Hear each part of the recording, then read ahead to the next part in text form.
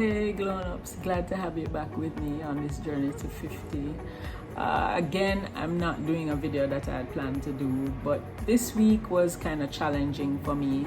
I had a lot of activities and I had more social interactions than normal, and it was a bit stressful for me. I'm very pleased with how I dealt with all the stressful situations that came my way, and I just wanted to share this week the power of being non-reactive, because I found that really helped me to cope with everything that I had this week. So as we say in Jamaica, I know every bell ring, you must answer. And I personally take this saying to mean that not everything requires a response or a reaction. So let's look at the meaning of the word reaction. The word reaction comes from the verb to react and is defined as an act in response to an agent or influence, or to respond to a stimulus in a particular manner. If we look closely at the first definition, we'll see that once we are under an influence, it means we have given up control of our emotions, and therefore we hand over that power to whatever element, whether it be an individual or a circumstance, to dictate our next moves. And this is an unhealthy state for our well-being. If something or someone has control over you, you're in big trouble. So we're going to look at 5 ways to avoid being triggered. By now you guys must have figured out that I have something with the number 5. I was born on December 5 and I'm going to be 50 this year, so it's all about the 5s. But anyhow, let's look at 5 ways to avoid being triggered, be non-reactive, and stay in control. So the first thing is breathe. Just breathe. The simple act of breathing is enough to cool you down. Just take a breath or several and rid yourself of the urge to respond right away. In taking that breath, you'll realize that the only variable in the situation over which you have absolute control is yourself. So use that breathing time to your advantage and get yourself right. After consciously breathing, you may even realize that the entire situation does not need to be responded to at all. It might be a complete waste of time. When you consciously breathe, it is an act of just letting things go. When you're uptight and feeling reactive, it is most likely because you want to control the other party involved or control the entire scenario. And this is never possible. The only thing you can control is you. That's it. The sooner you come to grips with that, the better it is for you to realize that you need to let it all go. Number 2 is to just step away. Excuse yourself and step away from the individual or medium, for example, social media, that's causing the trigger.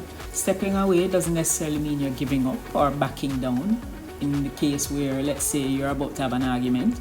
But it simply means that you realize you're about to burst a blood vessel and explode, and your energy would be better expended if you step back, assess the situation, gather yourself, and express your thoughts in a manner that would be less likely to bring about hostility. If you even have to express your feelings at all, you just might not. And if you do have to express your thoughts, then get them down on paper. I know this sounds a lot like my previous video, but journaling or writing stuff down is a very, very powerful way to just release. You know, if for instance you receive a tacky email from a colleague, or you go on social media and see a nasty comment from someone you may not even know, is it worth the fight? Even if you believe you're right, is it really worth your time, energy, and bringing on more gray hairs? It takes all types to make up this huge, diverse, and complex world.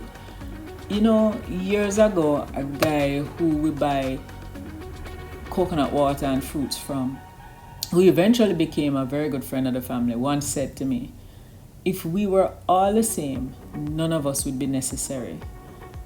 Boy, I found this to be such a profound statement, especially coming from a man of such humble beginnings. And you know what? He's right. Diversity is the spice of life and adds perspective to our own views. So we should embrace the opinions and diverse thoughts of everyone else. You may not agree, but just listen. But back to writing things down. In putting your thoughts down on paper, you might realize that you're able to see the other person's side of things. You may realize after getting it all out that you have resolved the issue within yourself and therefore have no need to go back and entertain a tit for tat. By doing this, you maintain control and prove to yourself that you are indeed the bigger person. It only makes sense. Number 4 is take a time out and be silent. A lot of us are afraid of silence because we don't want to face some of the thoughts that enter our minds. So we keep ourselves busy and are constantly going. But facing silence is one of the most powerful tools to resolving conflict, whether it be internal conflict or conflict with another party. You don't have to be right. You don't always have to win. Just be silent. Silence is one of the most powerful tools in communication. It's non-verbal, clearly, but it lets the other party know that you don't wish to continue. It takes two to argue, and if one is quiet, well, an argument just can't happen. Out of that silence, a solution may be found. Strangely enough, one place where I find many solutions, although it's not really a quiet place per se, is in the shower. Because while in the shower, I gain so much perspective and resolve, and oftentimes end up feeling energized, revitalized, and able to see my way forward thereafter. So it's interesting, some of the highly unlikely activities that would bring us peace. But everybody knows what's good for them. Number 5 is cut away to something that brings you joy. When a film director on a movie set says cut, just cut away to another scene. Take your mind somewhere else or do an activity that is stress-free. Your life is your movie. Direct it as you see fit. Lights, camera, action, it is your show. So don't direct a horror movie. Direct something that you really would like to see in your life. Change direction and take control. You see, the objective is to make a conscious decision to maintain your peace and recognize you are in command. You are at the controls. By reacting in the moment, you're becoming someone else's puppet and being controlled by them. Take charge of your mind and body and reclaim your good spirit by simply diverting your attention to something that can neutralize you so that eventually you can think clearly. So there you have it. Short and spicy video today. 5 ways to be non-reactive and keep your cool when tensions are high. Be the boss of you and don't give your power away to others. Nothing in this world is more important than you taking care of you.